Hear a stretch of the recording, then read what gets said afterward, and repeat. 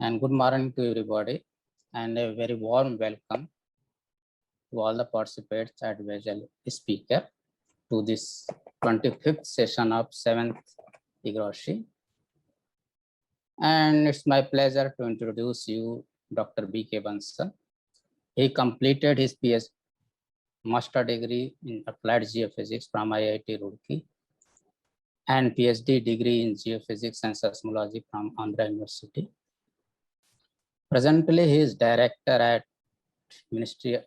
Presently, he is advisor at Ministry of Earth Sciences, New Delhi. He has published more than 70 papers in national, international journals as well as conferences. He has also worked at Nuclear Power Corporation, Mumbai, as well as Department of Science and Technology, New Delhi, as scientific officer. With this brief introduction, now I invite Dr. B.K. Bansal to deliver his lecture on mitigation of seismic hazard through science and technology intervention, the Indian scenario. So for today's lecture, although there were two speakers, but one of them is not able to present because of this rain. So I request Professor B.K. Bansal to please present your lecture, and you can take as much time as you wish. Okay, so it is over to you, Dr. B.K. Bansal. Thank you very much, Mr. Chairman and Co-Chairman. First of all, let me extend my warm wishes to the organizers to, give me a chance to be part of this international conference. In fact, I was informally discussing with the organizers that this conference is going very well because the feedback has come from, several quarters. And I would like to make a small correction before I share the presentation that I have recently superannuated from Ministry of Earth Sciences. So my designation is no longer remains to be active advisor and director of NCS. So with these words, I think I would like to share the screen now. Could you see the screen, please? My slides are there now? Okay, yes, visible. Okay, thank you. Well, I'm talking about the overall risk reduction approach because every one of us is aware about the earthquake activity in the country and the vulnerability of our subcontinent. If you see, there are three, major fault systems in the country, and of course, Himalayan faults is the largest one. Everyone is aware, whosoever working in the field of geoscience and earthquake engineering. Then it comes the rift system like Kutch and Narmada, which are again, capable of producing large earthquakes. In fact, they have produced the large earthquakes in the past as well. And third, of course, is the unrifted crust where the Kilari earthquake happened. If you see, I have just plotted the seismicity of, in the instrumental era. And the earthquakes have been plotted from greater than or 4 to 8 plus. In fact, only the great earthquakes are seen in this picture, unless because I said that this is in the instrumental era, this our historical earthquakes, which are pre-instrumental era, are also shown in the picture. So I clearly saw that, I don't know whether the cursor comes. Yeah, it comes. You clearly see the Himalayan arc is totally, with so many earthquakes and going down to our Andaman Nicobar Island, etc. And similarly, we have some concentration over here. If you see in the past history of India, we have about 5 large earthquake, I mean to say 8 plus, which includes here, I have plotted the 1505, which is a little bit contingent, but we still consider it 8 plus magnitude earthquake. And of course, we have 1819 Kutch earthquake over here. So why I'm trying to show these figures that the vulnerability, seismic vulnerability of India is very well known. But if you see how we have really progressed in terms of mitigating the impacts of these events, I still feel that we means the developing countries, particularly where India is part of it, is still far behind than the progress made in the developing countries. The figure is a bit older. It was given by UN, and when they say that between 1900 and 1949, about 7 lakh people killed. So out of that, 70% were in the developing countries, while only 30% in the developed countries. And with the progress, and again in 50 years, we see that while the developed countries have been able to reduce the calamity, reduce the impact rather, I will say, the damage, etc., to 10%, we are still in the same level, 90% again in the developing countries. And I am very sure that this figure is still really in the existence. I mean to say that it is true. So again, I'll just, for the sake of completion, I would like to say that in the recent study, a scenario was developed like, earthquakes like if Kangra earthquake or Bihar Nepal earthquake of 1934, if they occur today, what kind of casualty would be there? And it is estimated that about 51,000 people to 549,000 people are in the exposed to that kind of earthquakes, which expected casualty would be there. And of course, the affected people will be much more. So this is just to show how the seismic vulnerability is there in the country and what we should do. So the risk reduction approach, which basically include the three aspects: what kind of scientific studies are required, for example, prediction of earthquake, hazard assessment, and then what kind of building codes and construction of structures are to be done, and of course the public awareness, which is much more important, and we are giving really sufficient due to it, but this is slightly required in a much more systematic fashion. In fact, I will come to that point again. So as far as earthquake prediction is concerned, I think we are aware now, fully aware, that at present, we really don't have any scientific technique the world over, which is capable of predicting earthquakes with the desired level of accuracy in terms of its location and at what time, and of course the magnitude. Therefore, in absence of this earthquake prediction, we have to plan our efforts in a way that we have to somehow combat, face these challenges in future. If we see the initiative taken for accurate hazard assessment, etc., have been taken at national level by the agencies at government through various organization, academic institution, university, etc. Whether it is a monitoring of earthquakes through seismic system, or establishment of strong motion arrays, or GPS monitoring, test and calibration facilities, and of course the zonation at micro level, and the last and but not the least, but is very important, to give a scenario of the postulated earthquake, what kind of earthquake ground motion is going to happen if such and such magnitude earthquake hit in a particular location. Because if that kind of information is available to us, we probably do our structure design, we can put the system in place so that if the area is really highly vulnerable, we can make it free from the habitat. We can develop a kind of park or such things. So if we talk about the National Seismological Network, which is maintained and operated by agency called National Seismological Center, it has the mandate to maintain and operate this national network, and the progression of this network is really very, very good, though bit slow initially, but it has picked up quite nicely. And soon after this 1897 earthquake of Shillong, I think we progressed quite nicely, and I think it is written over here. You can see from the panel that we progressed slightly, and now we are in a very good shape.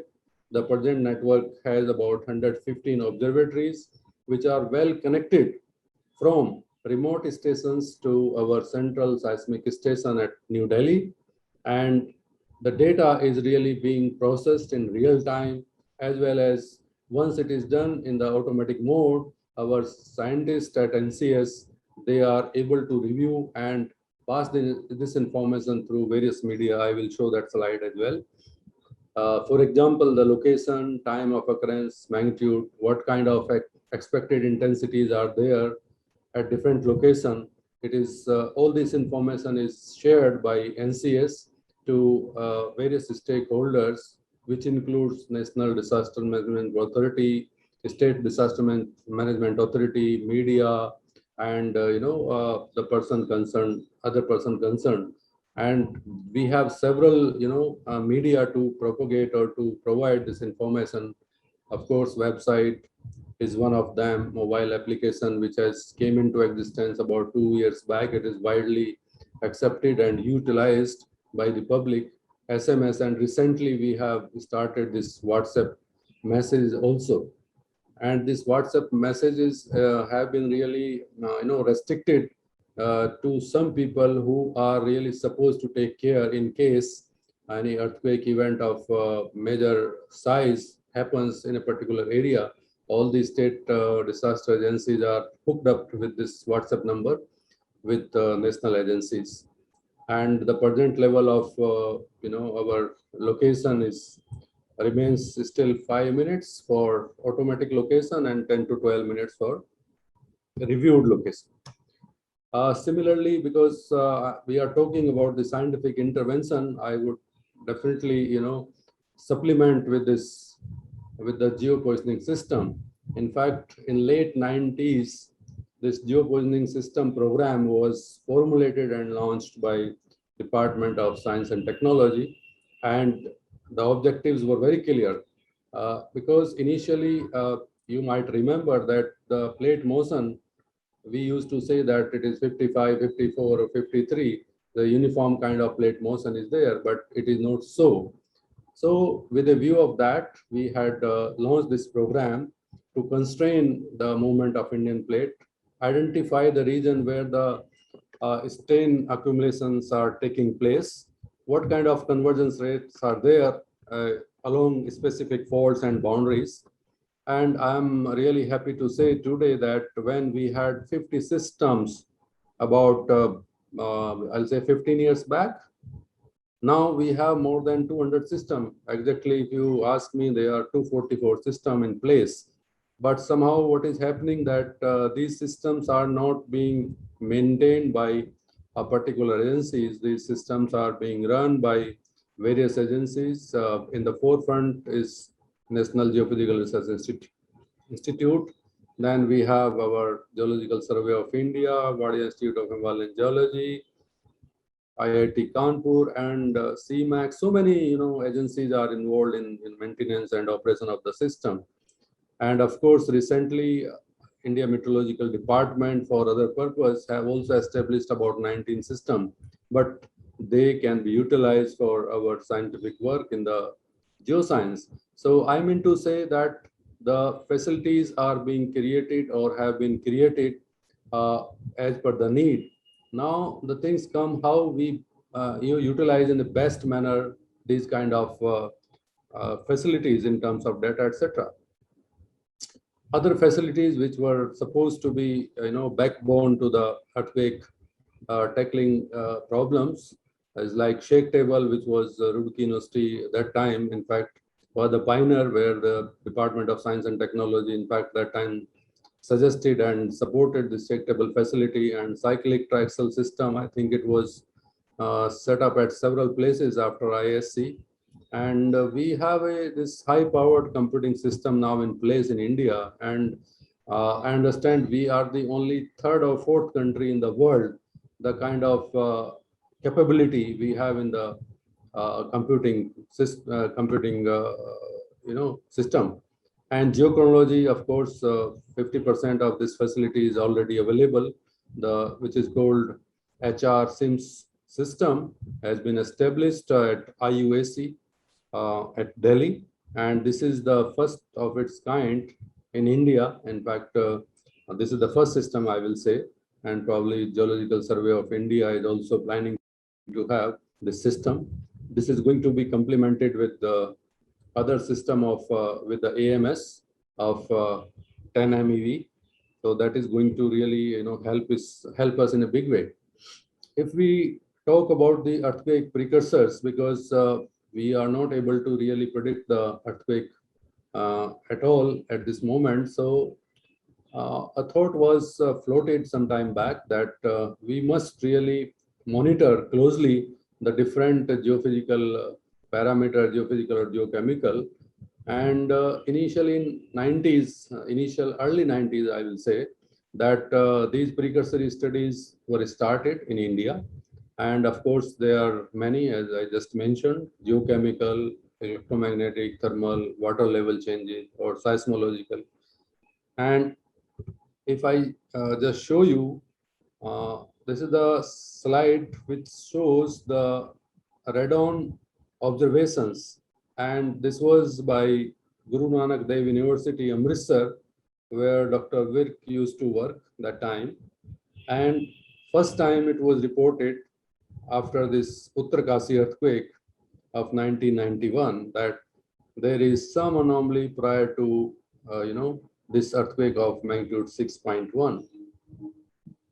Similarly, after this Chamoli earthquake of magnitude 6.8, the helium anomaly was also seen in the observation by the same group.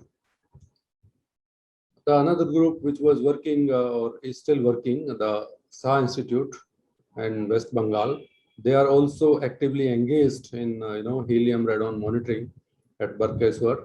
And this 2004, the mega tsunami-genic earthquake was studied by them in a very big way.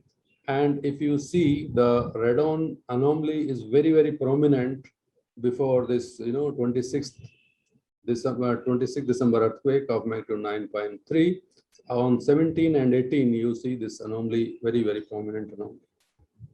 Similarly, they have tried to show the ratio also, helium and, this CH4. And here also, if you see on 20th and 21st, a good anomaly is seen, observed. So this is all been reported by them. And one more prominent precursor was, the magnetic field in the ULF range, and where this Dr. Birbal Singh and his group was very active in Agra to monitor this activity, and they reported this changes in ULF range before this 7.6 Kashmir earthquake of 2005. And this is not that anomaly was seen at one time, it is seen at more than one time. This was the earthquake, in fact, on 8th, and it was seen here also on 5th. It was here on 27, 28, and etc. etc. The another important parameter which was seen as promising one was the thermal observation. So thermal observation, we put a system, in fact, IIT Roorkee put a system with the support of Department of Science and Technology at that time. And they studied many earthquakes, in fact, but I am just showing one slide to you that this was the 23rd of January, and the earthquake happens, this is 27, so earthquake happens sometime in between. So a change in temperature or rise in temperature was reported up to 7 degrees. If you see this is very, very, prominent here, the change or the rise in temperature. But this is the only one example. I mean to say, there have been several reports on thermal anomalies which have been reported for different earthquakes, not only in India, but the world over. In fact, Dr. Saraf Group studies several earthquakes in Iran and other parts of the world. So this is also a good anomaly to study with. In fact, I must say now that these observations or these studies were done independently, because some people were engaged in helium monitoring, some people engaged in ULF, VLF, some people in other parameter. But then it was thought at national level that we should have a systematic program on earthquake precursor studies, so that every parameter is monitored at one place, and all these parameters are seen in in an integrated manner, whether changes are taking place in different field together, or there are only changes which are taking place in a particular field. Like I will say that the instrumentation, you can see several instruments like broadband seismic system, accelegraph, GPS, magnetometer of different kinds, and this superconducting gravimeter. This is again the only one which came first to India, was established, and this observatory was established by Wadi Institute of Himalayan Geology, and subsequently similar observatories were established at Tejpur, Imphal, etc., etc. But this superconducting gravimeter only remains at Guttu, and water level changes, etc., were the another parameters. So this systematic observation of different geophysical fields have really helped in a big way. And I must say that several earthquakes have been now studied, like this Kharsiali earthquake of 23rd July. This was magnitude less than 5, in fact. And the anomalies were again, reported in the radon before the earthquake. And I think this is slightly doubtful, but still it is reported. So I'm just showing this figure as well. So these are the radon counts. If you see, that is a 10-meter depth, and this again is 50-meter depth. And the effect of rainfall, in fact, has been removed. It's not that due to rainfall everything is there. So effect of rainfall has been removed very nicely. So this is a anomaly in radon in Kharsiali. Similarly, there was a change in the gravity also of the order of 5 gals. So that was very distinct, actually, very distinct. And this has been reported in a good publication. Similarly, if you talk about this Gorkha earthquake of magnitude 7.8, again, helium and radon has been reported at different depths very clearly. These are the sequence of earthquake here, actually.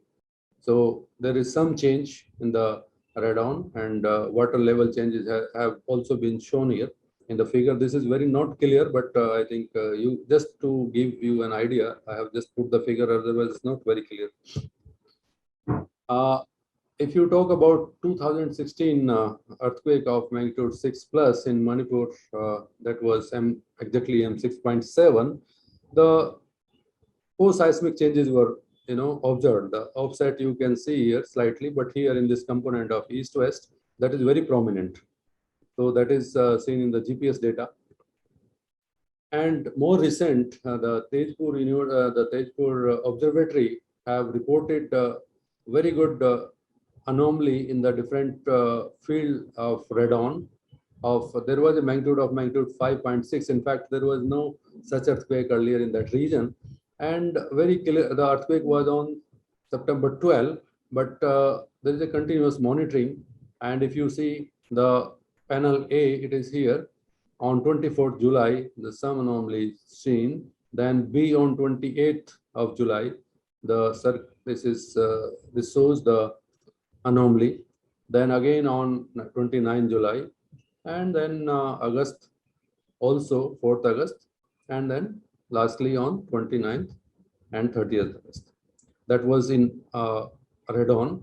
And similarly in the geomagnetic field also, the clear anomalies were observed in different dates prior to the, this is again, I have written on the panel, you can read. This is on 16, 17 August, B is 18, 19, and this is on 26, 27, etc., etc.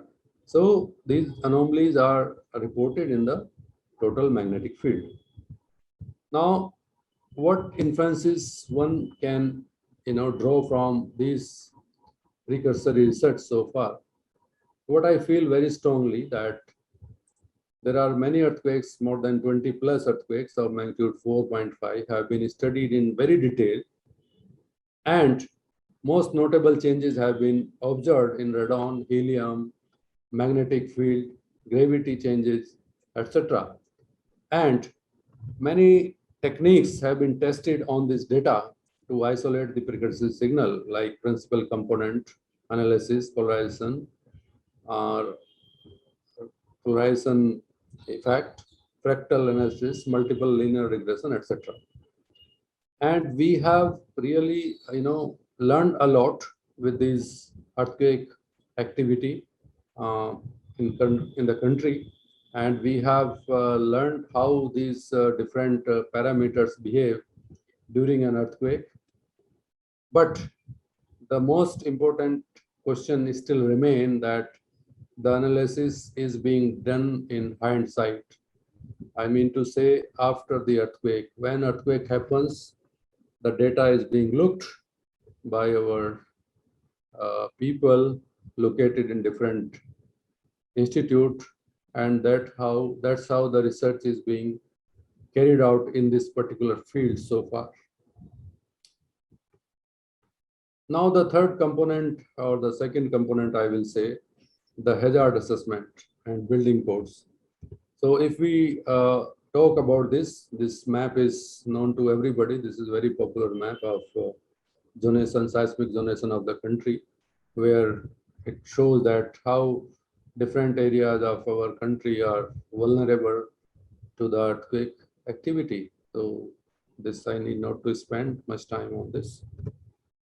I'll just show some slide on the damage because it is important in the context of the presentation. If you see the Bhuj earthquake, this was very, disastrous one in terms of building damage, and most infrastructures were damaged in this earthquake. Whether it is, you say, due to, liquefaction or due to amplification, whatever it is. Just to show a few slides, that is the liquefaction damage at different areas, like roads and other fields, etc. Similarly, the ground motion amplification have damaged the big buildings here also. And the question, very important question, which I would like to say, we really don't know if big earthquakes, happens, what is going to happen to our vital structures like our hospitals, or, if you see here, this non-planned buildings are there, and here we have all planned buildings. We really don't know in the major earthquake what is going to happen in this, particularly the non-engineered structures. So these are very pertinent question, and the earthquake engineering people really need to give a little more thinking about the vulnerability of specific buildings, how they are going to really affect in case there is earthquake and they are damaged, how we are going to manage. So that really demands that the zonation of seismic zonation, which I shown the map, it need to be further detailed out, and that's how the need of micronization was felt that time. And there, what is the main issue in the micronization is that let us project the possible damage scenario and develop sound procedure for accurate assessment of the vulnerability and risk, etc., and then develop the building codes, of course. And if you see the micronization, in fact, it is used by many people in different ways. If you ask what is micronization, by definition, it is most, I will say, appropriate definition given by Sharif et al. I will just read it. Process for identifying relevant geological, seismological, hydrological, and geotechnical site characteristic in a very specific region, and then incorporate them into our land use planning and design of safe structure to reduce the our further damage due to large earthquakes in future. So that is the definition by book. But here in India, what is happening that if I really put different zones on the basis of geology, that is also called micronization. If I put the specific areas in terms of liquefaction, that is also there. But ultimately, the true micronization has to be done by integrating all these different identities. I'm not saying that these are not required. In fact, each and every identity, whether it is geology, geomorphology, or amplification, ground motion amplification, or predominant frequency, liquefaction, etc., everything has to come. But micronization in true sense has to be the integration of all these aspects altogether. And what are the steps? Steps, I think I need not to elaborate, because many learned people must be there who understand the micronization much more than me, what I understand. This is, of course, for the sake of my presentation, I must say that what is the most credible earthquake, we have to really do that study. And of course, we have to develop this attenuation relationship and ground motion, how the particular site or local site is going to behave, what kind of expected peak ground acceleration, peak ground velocity, and response spectra is going to be there. Then geotechnical characterization and liquefaction hazard, which was in fact was not given much importance, say 15 years back or 20 years back. It has proved that it is one of the most important aspect, and that's why probably this conference plays a very important role, particularly on geotechnical aspect. And then, of course, this maps, etc., to be prepared. So the end product is going to give us the different kind of maps.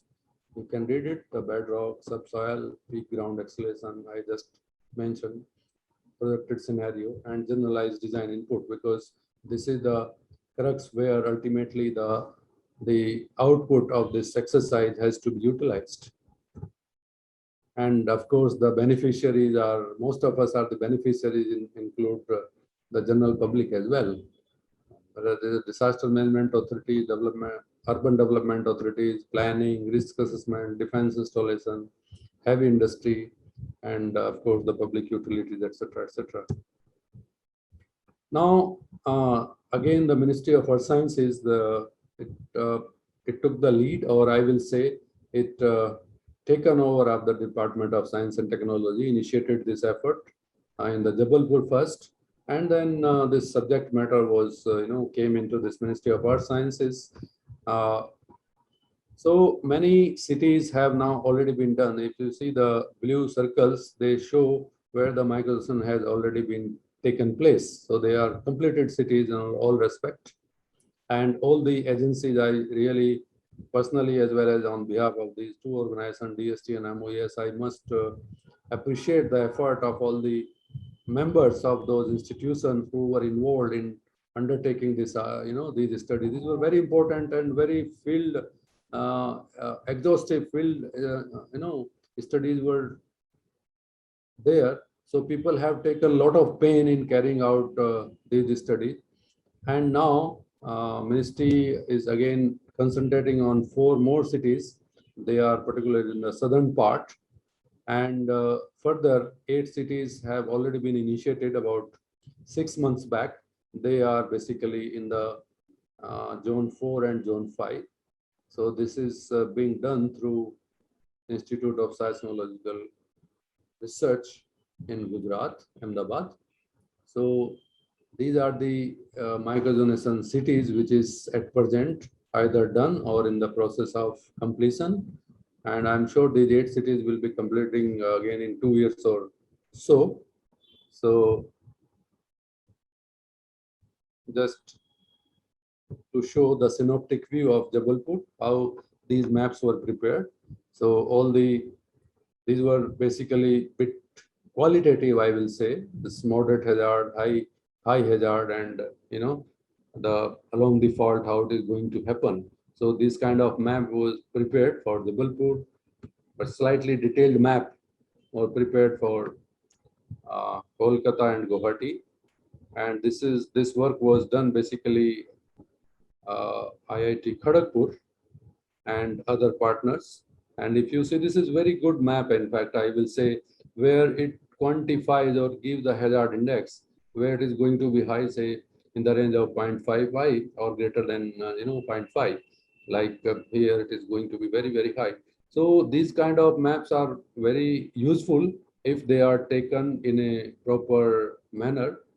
And I am sure that these maps are being utilized by the all relevant agencies which are engaged into planning and preparing the master plan and construction or design, etc. This is similarly for Delhi. It was done. Here it shows the higher hazard in the area. This is again little bit quantitative, and low hazard area, particularly, etc. And it has been further strengthened and detailed work has been done for this purpose, and where exactly what kind of ground motion is expected has been determined for Delhi region. In fact, Delhi is a very good example, I will say, because it has been done in very detail.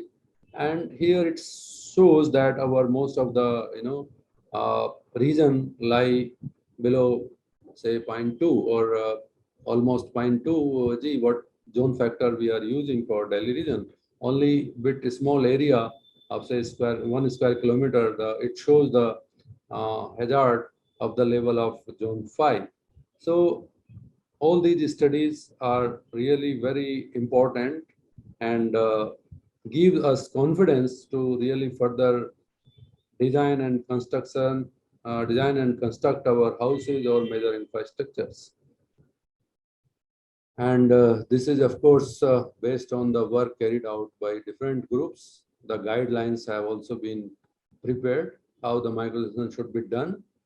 And a manual, in fact, was prepared with the help of IIT Kharagpur, where Dr. S.K. Nath was the main leader and guided all the work in this respect. Though all these guidelines are available for the use of general public and people who are at the helm of affair, they are available, and researchers can really make use widely of these books. Similarly, I just mentioned that how the ground motion is going to happen in a kind of postulated earthquake. If an earthquake of magnitude 5 or 6 happens in a particular area, what kind of ground motions are expected in different regions near epicenter or slightly away from epicenter. And several such studies, in fact, have been taken up.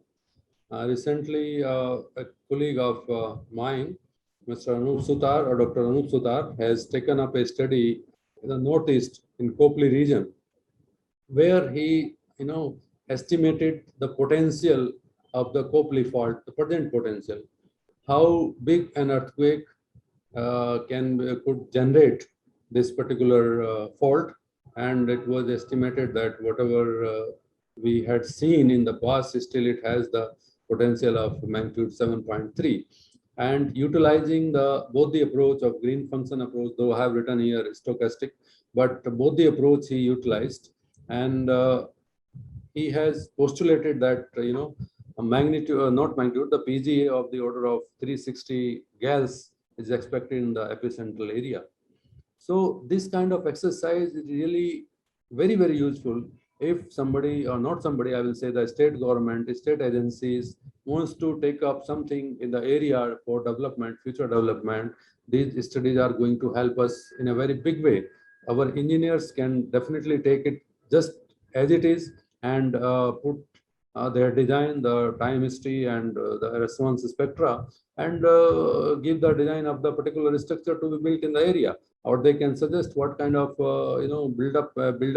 buildings can be done, or what kind of building can be avoided in the particular area.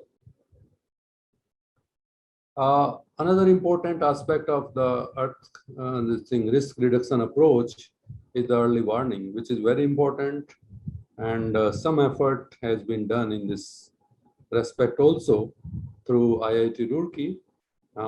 There was a system in Taiwan, well-tested system in Taiwan, and it has been working very nicely. Here, what we have done, we had identified an area of about 100 by 40 kilometers in central Himalaya, where 100 systems were located for the earthquake early warning system. This work was done in the leadership of Dr. Ashok Kumar Mathur and with his colleagues, several colleagues at Earthquake Engineering. But what has happened, because I will say prior to that, I'll just show you that it's a very simple system, a simple PA alert. It was costing that time, I think maybe 1 lakh rupees maximum. And here the system was based on the 3 major parameters: the prominent period, the average period of ground motion, and the peak displacement. And a kind of lead time was estimated ranging from 5 to 37 seconds. For Dehradun and Delhi, it was around 70 to 90 seconds. So it was based on basically the different location of earthquake in the Himalayan region. But what I was trying to say that the system was established and it has been working for quite some time. In fact, I understand that it has been expanded now with the help of state government of Uttarakhand.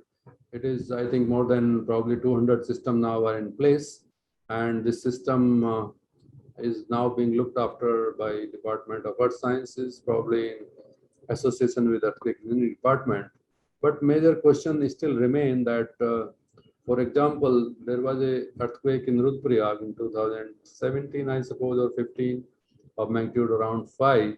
So we really could not get the desired, output that time. But I am not criticizing this. We are in a learning phase, and definitely these kind of exercise should continue, because here in our country there are several issues like connectivity, like power problem, etc., etc. We are not like developing countries where everything is perfect, and of course the location, particularly the hard terrain, Himalayan terrain, etc., it is not easy to really maintain that kind of power requirement. So these kind of efforts need to be really continued.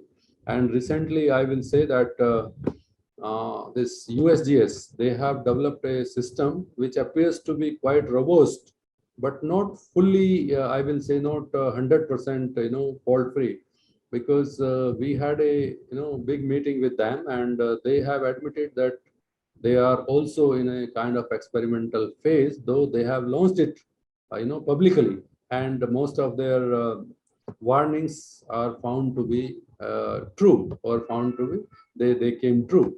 So that has to be done. But my point is that we really need good infrastructure to maintain and to run or to operate this system before really going to public, because once you go to public for these kind of warnings, and if we fail sometime, in India things work very differently. People will not accept even one failure.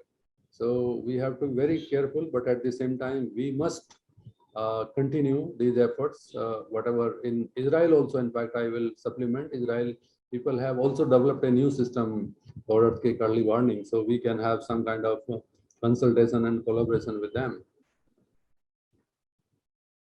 Talking about the awareness, which is, though people may not be very, giving much attention to our awareness and education, but this is, I feel this is a very, very important aspect of our overall strategy to reduce the risk of future earthquake activity. And scientifically, if you talk, we at Department of Earth Science and Technology, we had specifically, taken up a program for school students that time, and where what we have done, we have selected about 100 schools in Northwest and Northeast Himalaya, and the overall goal was that we will train the school teachers and we will, through those workshop, etc., we will tell how the routine activity or earthquake, analysis is done. They in turn will teach the student and provide them the classroom material and develop their skill, etc. And of course, students are the, I think, best carrier of the information. They can pass this information very quickly to their colleagues, to their parents, to their relatives, etc., etc. So that was the whole, gambit of this. And if I talk about the objective, there's a very clear objective that let us, develop that culture of measurement among the student, give them a platform. They can interact with their colleagues, their teachers, interactive learning kind of thing. Then capacity building and earthquake observations. And of course, if they want to go for higher level of education, they can definitely take it a platform, and they can put their education, or they can really opt this kind of education in their career as a specialization or as a full-fledged, activity. And if we talk about, because there were several schools and interaction, amongst the school was very important. That was one of the aspect. And of course, in addition to awareness, these systems were so good that, even the sensor were about 40-second period response. So the data of that system could be directly used for research purpose as well. So I'll just give an example. These are just the figure where these systems were put in the northwest and northeast Himalaya. That time we targeted about 50 to 60,000. This was in fact a perfect system, like we have the broadband seismic system. All the things were similar, except that it was slightly lower cost. Nowadays we have 100-second period, or we go to 120-second period, or sometime more than that. So just show you the example, the perfect record of an earthquake. This earthquake was in 2006. I think it was in northwest Himalaya. And if you see, there's a perfect system. There is nothing, different between what we are utilizing broadband and that time we put those systems. This was in fact northeast, I'm sorry, this was in northeast, north and northwest. So I mean to say, we can utilize in a very different way. And if you see the 2005 earthquake, based on the public response, there was a paper, in fact, it was prepared on based on the intensity estimation. It was published by a group at that time. And this is a pure scientific work, in fact. Similar activity have been further expanded in the Maharashtra, because Maharashtra also, they are there. I'll take only 1 or 2 minutes more.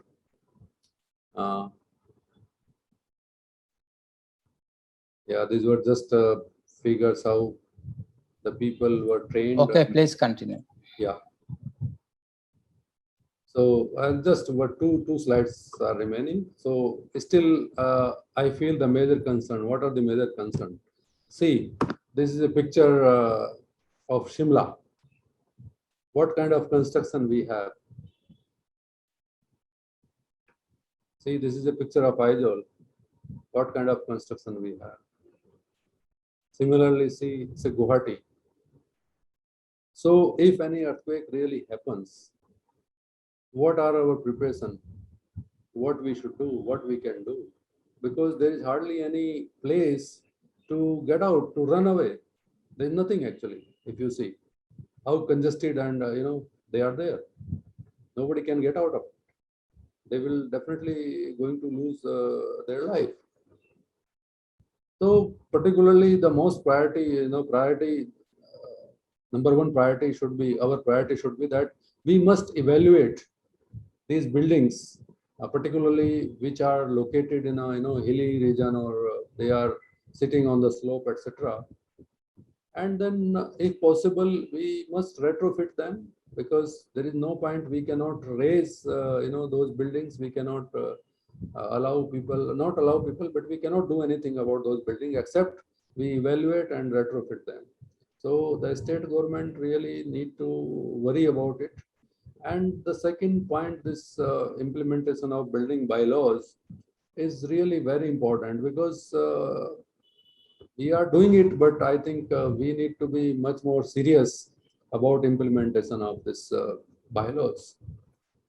And the next point, what I would emphasize that characterization of local faults or active hidden faults is again important aspect, because for particular structure like hydropower dam or nuclear power, etc., people are trying to take care of these things, but still what I feel that even our normal structure which are important or which we consider as vital, these kind of things should be taken care while preparing a design.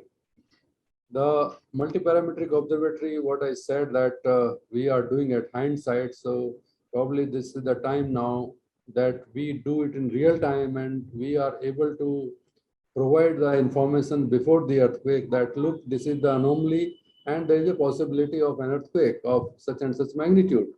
Using nowadays this AI, artificial intelligence and machine learning, they are in the forefront, and probably I think this can make a difference in this particular field. And of course, expansion of network, we should be at par with the other nations. And this, I must say that we are going very nicely in this particular aspect. Now in 115, we are adding 35 more stations, which will be another 2-3 months. I think they are all in place. And we do have plan to further strengthen it in the near future. And of course, GPS measurement is a very crucial thing.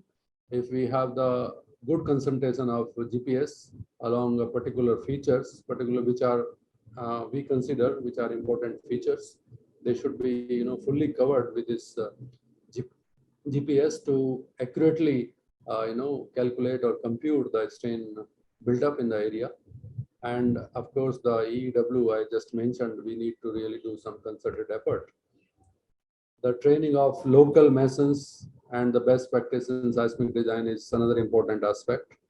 And awareness need to be done on regular basis. It is not that we do some kind of workshop or some kind of lecture. It need to be done on regular basis, particularly for them who really are directly involved, whether they are mason or local engineers or PWD people, that need to be carried out. And lastly, but very important, mock drill has to be taken care as a kind of regular phenomena by our management authority to tell the people what is our preparation, how we should really behave during the time of such eventuality. I think that's it. Thank you very much, Mr. Chairman and Co-Chairman, for giving me sufficient time. And I would be really happy to answer your queries, if any, from any quarter. Thank you very much, Dr. Bansal, for your very interesting and informative lecture. Dr. Nayak, we have some lecture for Dr. Bansal. Yes, sir. So whether we should take up it or... Hello, I have joined. It will take a few minutes. Rastogi. Okay, sir. Good morning. Good morning. And in a few moments, actually in my house, there was power outage. Now it is connected in NGRI. Okay. So I can speak now. So you can give my introduction or something, whatever you want. Okay. Yes. Dr. Srivastava. Dr. Srivastava. Yeah, yes, sir. Yeah. Okay, please. I am here now. Yeah, sir. My presentation. Yeah, before going to that, should we take a couple of questions I see there are maybe 1 or 2 questions to Professor Dr. Bansal, sir. Okay. Some questions in the question answer chat box. Okay, Dr. Nayak, can you read out 1 or 2 questions? Read out the question number 1. Presentation text. Hello, sir. First question is, with large number of population residing in endogenetic plains with non-engineering construction and Himalayas having a seismic gap, what is the way forwarded to save the lives? So that is really very interesting thing, because I just said that ultimately in absence of earthquake forecast or earthquake prediction, what we have presently, the two important aspect in our hand. One thing is properly assess the hazard. What is the hazard level in terms of expected ground motion due to largest earthquake expected in the region, and then construction to be done or design to be done according to that. As far as the existing structures are concerned, they have to be evaluated, because there is no other way. We don't have any kind of authority that just raise the building like that. So apart from that, and of course the earthquake early warning, which is really our dream, or rather it may happen soon also, that will give some kind of really relief once it is really established. But at this moment, except our accurate hazard assessment and inbuilt into our design, or second, evaluate and retrofit, there is no other way. Okay, thank you, sir. Second question is, different hazard assessment studies and microorganism give different results and hazard values with large variations. How to select a reliable value after microorganization? What is next step to safeguard life and properties? Now, once the microorganization is done, you are having in hand the values in terms of hazard index, for example. And now the second thing comes about your vulnerability, and third thing is the risk. So vulnerability, very well, this is if we have the high hazard and the earthquake is in in island where there is no habitat, the risk is zero actually, isn't it? So we have to have this good survey of vulnerability of different urban centers which are highly populated, convolve it with our hazard and find out the risk. So accordingly, based on the vulnerability, we have to take a strategy, in cognizance. Okay, thank you, sir. Next question is from Dr. Sanjay Verma, Jabalpur MP. He asking, sir, what is the current status of Jabalpur microjonation? No, Jabalpur microjonation was done long back actually, I must say, and it was why it was done, because we had a good amount of data set that time. That earthquake happened long back. 97. Yeah, 97, and the terrain was good. There was no hue and cry. If you do in Delhi, people will come from insurance, this and that. So that was the best example to establish the methodology, and that is already out. In fact, if somebody wants to do in a particular large scale, say 1 to 10,000, this is possible to do, because now methodology is very well established. So furthermore, it is not really done at our end, at least. Okay. Next question from Madhusudan Reddy. Sir, usually while doing hazard analysis, we will consider aerial sources or will divide our selected control regions into multiple seismic zoning zones. On what base will do these zones exactly, if there are any specific criteria for this? Actually, the overall zonation depends on the seismicity. If you plot, for example, if you take northeast, you plot the seismicity on the map, and you carry out the, say for example, B value analysis, or this kind of activity, and based on that you can do that kind of zonation. The B value analysis is very, very important. Okay, sir. Thank you for all the questions.